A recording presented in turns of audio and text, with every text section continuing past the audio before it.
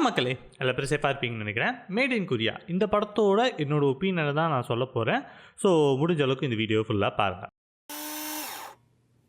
First of all இந்த படத்தை பற்றி பேசுறதுக்கு முன்னாடி இந்த படத்தோட டைரக்டர் ரா கார்த்தி, இவரை பற்றி நம்ம பேசியே ஆகணும். நித்தம் ஒரு வானம்னு சொல்லி ஒரு சூப்பரான ஃபீல் குட் படம் எடுத்தவர். அவரோட அடுத்த படம் இந்த படம்னு இந்த படத்து மேலே ஆட்டோமேட்டிக்காக எதிர்பார்ப்பு இருக்கதா செஞ்சிச்சு.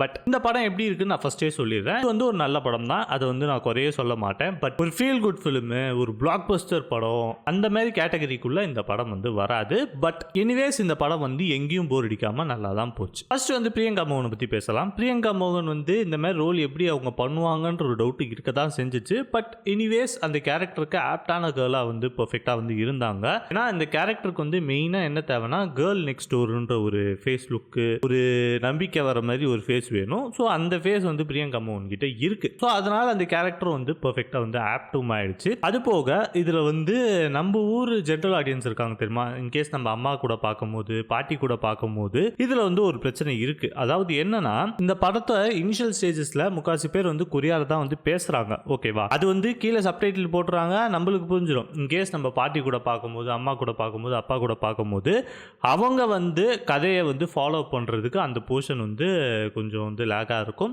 எப்பவும் தமிழ் படத்தில் போடுவாங்களா, கொரியா லாங்குவேஜ் பேசும்போது அதுக்கு மேலே தமிழ் வாய்ஸை போடுவாங்களா, அந்த மாதிரி போட்டிருக்கலாம். பட் நெட்ஃப்ளிக்ஸ் ஆப்லாம் பண்ண மாட்டான். ஸோ அது ஒரு பிரச்சனை இந்த படத்தில் ஒன்று இருக்குது. அதை நான் பர்சனலாக ஃபீல் பண்ணேன். பட் சப்டைட்டில் படிக்கிறவங்களுக்கு இது பிரச்சனை இல்லை. பட் சப்டைட்டில் படிக்காதவங்களுக்கு இந்த விஷயம் ஒரு பெரிய பிரச்சனையாகவே இருக்கும்னு சொல்லி நான் சொல்கிறேன்.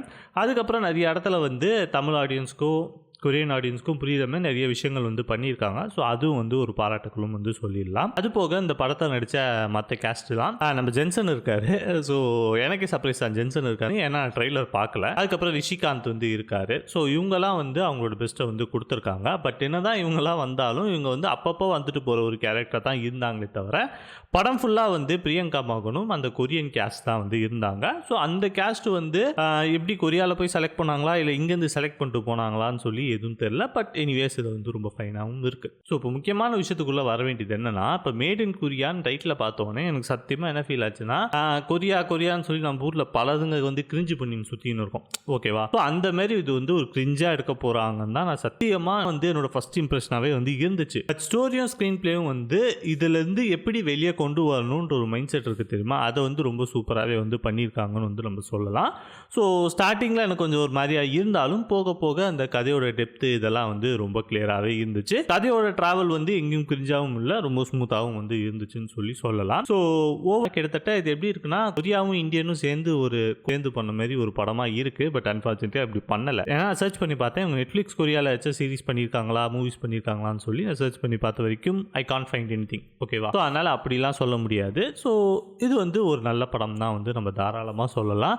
ஸோ இவ்வளோ சொல்லியும் யாரும் பார்க்காம இருந்துடாதீங்க. தேட்டருக்கு தான் போகிறதுக்கு சோம்பேறித்தனம் படுவீங்க. நெட்ஃப்ளிக்ஸ் ஓப்பன் பண்ணி படம் பார்க்கறதுக்குமா சோம்பேறித்தனம் படுவீங்க. இந்த படம் இந்த வீக்கெண்டுக்கு ஒரு பெர்ஃபெக்ட் சாய்ஸு. நான் சண்டே மார்னிங் தான் வீடியோ போடுவேன். இந்த வீடியோ பார்த்த கையோட கூட நீங்கள் அந்த படத்தை போய் பாருங்கள். You will really enjoy the movie. But ஒரு எக்ஸ்ட்ராடினரி ஃபிலிம்லாம் கிடையாது. இது ஒரு நல்ல படம், உங்களுக்கு பிடிக்கும், அவ்வளோதான். மற்றபடி சொல்கிறதுக்கு வேறு ஒன்றும் இல்லை. இந்த வீடியோ பிடிச்சிருந்துச்சா இந்த வீடியோ லைக் பண்ணுங்கள். அதேமாதிரி உங்கள் ஃப்ரெண்ட்ஸ் அண்ட் ஃபேமிலி எல்லா பேருக்கும் இந்த வீடியோ ஷேர் பண்ணி விடுங்க. அது போக இந்த சேனலுக்கு புதுசாக இருந்தீங்கன்னா மறக்காம சேனல் சப்ஸ்கிரைப் பண்ண மறந்துடாதீங்க. Have a great day. நன்றி, வணக்கம், டாட்டா, பை பை.